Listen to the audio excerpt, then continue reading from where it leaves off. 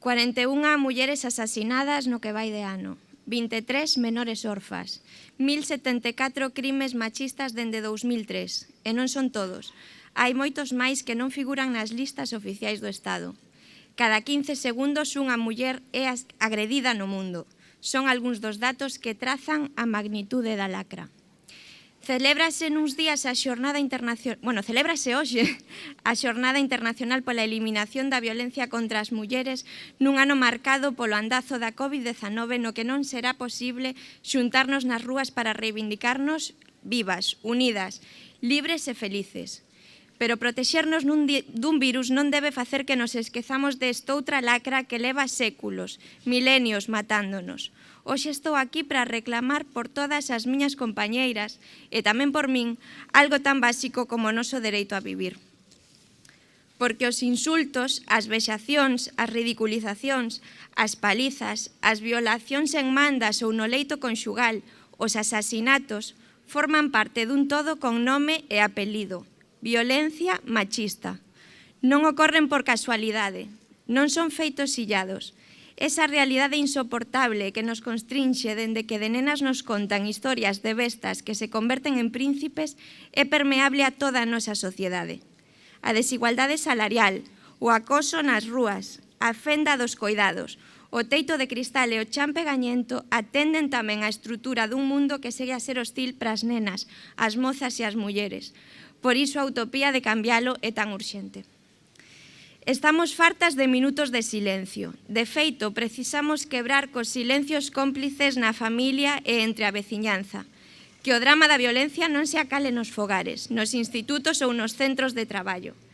Temos que falar de como nos relacionamos en parella e para iso é fundamental a educación.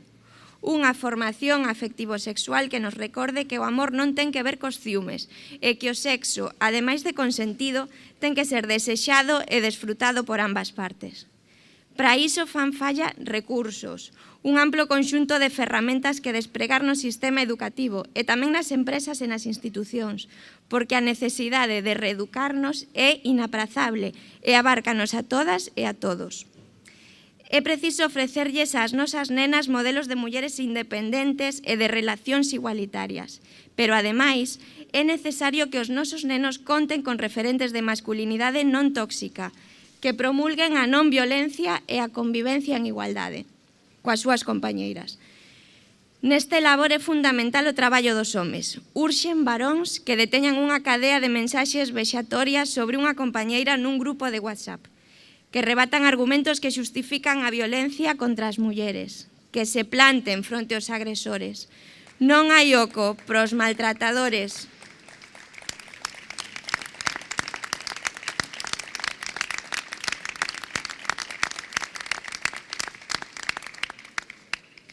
Non hai oco pros maltratadores nin pros seus cómplices no mundo que queremos construir. Están sós.